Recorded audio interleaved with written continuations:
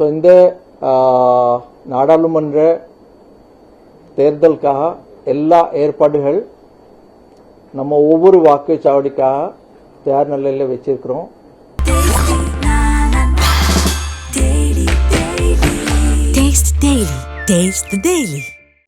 EVM யந்திரங்கள் அந்தந்த assembly கான்ஸ்டிச்சுவன்சிலேருந்து அந்தந்த வாக்குச்சாவடிக்கு நாளைக்கு நம்ம எல்லாமே மூவ் பண்ண போகிறோம். நம்ம எலெக்ஷன் அஃபீஷியல்ஸும் அதே மாதிரி நாளைக்கு ஈவினிங்க்கு உள்ளே சாயந்தரத்துக்கு உள்ளே ஒவ்வொரு வாக்குச்சாவடிக்கு போய் சேருவாங்க. லா அண்ட் ஆர்டருக்காகவும் அது மாதிரி நாங்கள் போலீஸ் அரேஞ்ச்மெண்ட் சிஏபிஎஃப் எங்கெங்கே பண்ணணும் அந்த ஏற்பாடு எல்லாமே நம்ம பண்ணி வச்சிருக்கிறோம். நமக்கு 68,000 வாக்குச்சாவடிகள் இருக்கிறது.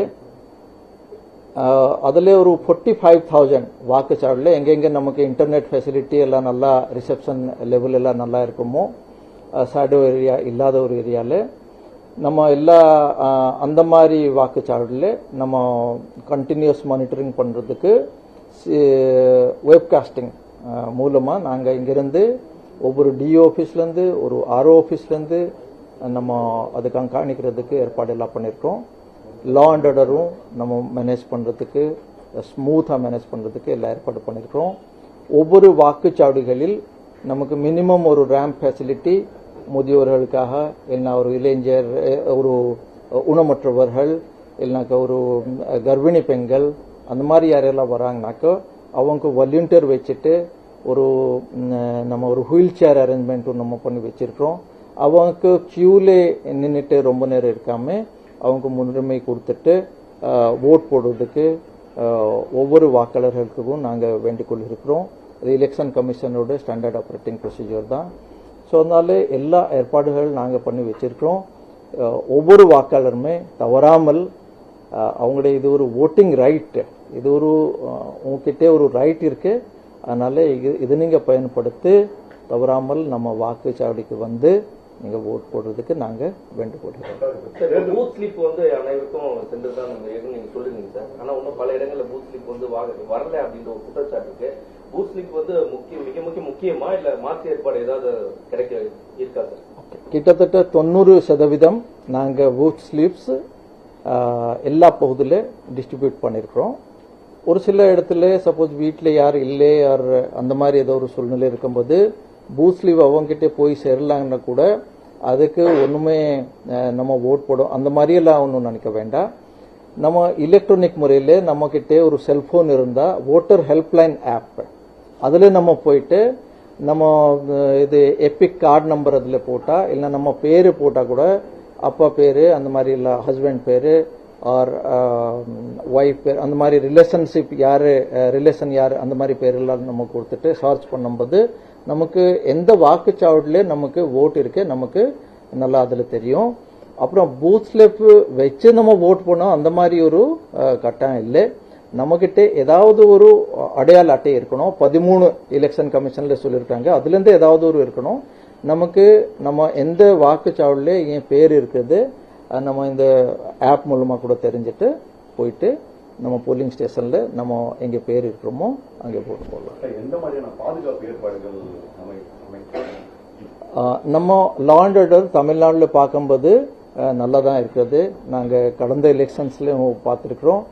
லா அண்ட் ஆர்டர் சிச்சுவேஷன் அவ்வளோ ஒன்றும் பெரிய அளவில் நமக்கு வரதில்லை.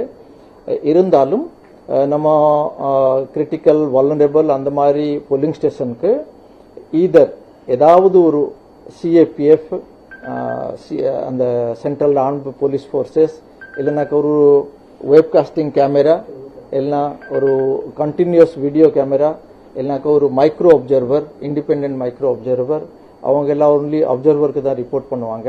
அந்த மாதிரி நிறைய அரேஞ்ச்மெண்ட்ஸ் எல்லாம் பண்ணியிருக்கிறோம். அது தவிர நமக்கு ஒரு 1950 நம்பர் இருக்குது.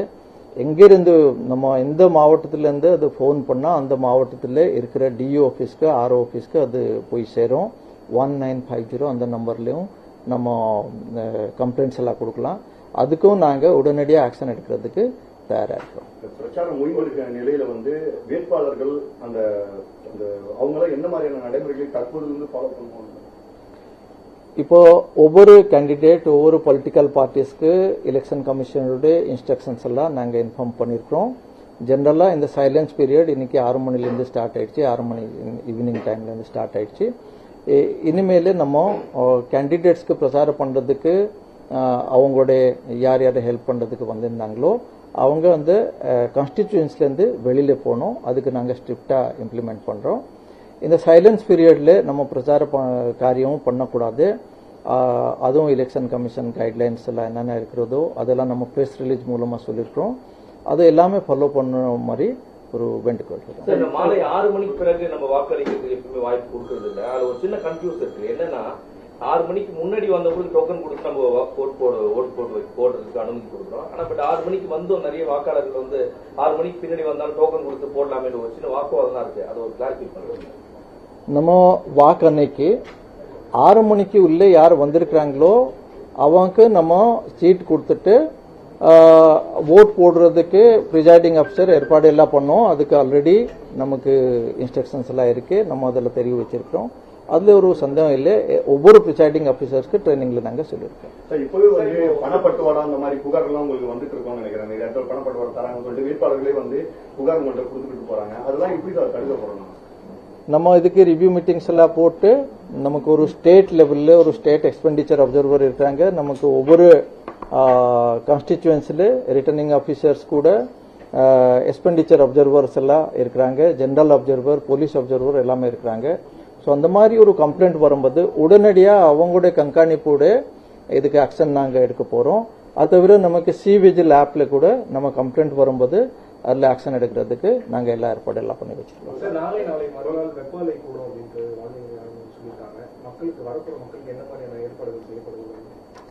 நம்ம வாக்கன்னைக்கு ஒவ்வொரு போலிங் ஸ்டேஷன்ல ஒரு எலெக்ஷன் கமிஷன்ல சொல்லியிருக்காங்க இப்படி ஒரு ஷேட் ப்ரொவைட் பண்றதுக்கு அரேஞ்ச்மெண்ட் பண்ணணும், தண்ணி வசதி பண்ணி கொடுக்கணும், டாய்லெட் ஃபெசிலிட்டி வச்சுக்கணும். அது மாதிரி ஒரு சில இன்ஸ்ட்ரக்ஷன்ஸ்லாம் கொடுத்துருக்காங்க. அதெல்லாம் நம்ம அடாப்ட் பண்ண போறோம். அது தவிர காலையிலயும் வந்து நிறைய பேர் ஜெனரல் நாங்க என்ன பார்த்துருக்கோம்னாக்க காலையில வெயில் அதிகம் வர்றதுக்கு முன்னையே நிறைய பேர் வந்து ஓட்டு எல்லாம் போடுவாங்க.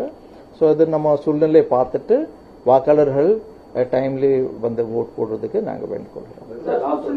வேட்பாளர் வந்து அந்த போலிங் அன்னைக்கு விசிட் பண்றது வழக்கம். வேட்பாளர் உள்ள போறது, அங்க ஒரு சில இஷ்யூஸ் எல்லாம் நடக்குது. வேட்பாளரோட எத்தனை பேர் போலாம் அப்படின்னு ஏதாவது இருக்கா? இல்ல, நம்ம போலிங்கோட சீக்ரெசி மெயின்டைன் பண்ணோம். அது எலெக்ஷன் கமிஷனோட இன்ஸ்ட்ரக்ஷன். அப்புறம் ஸ்பெஷல் ப்ரொடெக்ட் யாராவது இருந்தா அவங்க ஒரு ப்ரொடெக்ஷன், போலீஸ் ப்ரொடெக்ஷன் அந்த மாதிரி இருந்தா அவங்க கூட யார் போகணும் அதுவும் ஒரு இன்ஸ்ட்ரக்ஷன்ஸ் இருக்குது. அது மாதிரி இன்ஸ்ட்ரக்ஷன்ஸ் ரொம்ப கிளியரா இருக்கு. ஓட் போடுறதுக்கு யார் யாருக்கு தகுதி இருக்கிறோமோ அவங்க போயிட்டு ஓட் போடலாம்.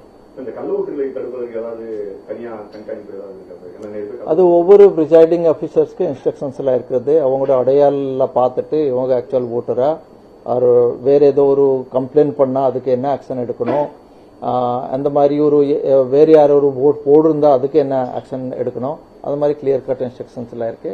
பிரிசைடிங் ஆஃபீஸர்ஸ் எல்லாம் அதை சொல்லுவாங்க.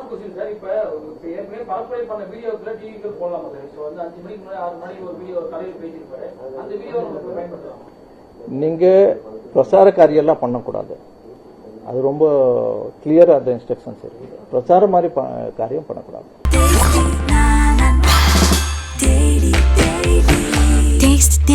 Taste the Daily.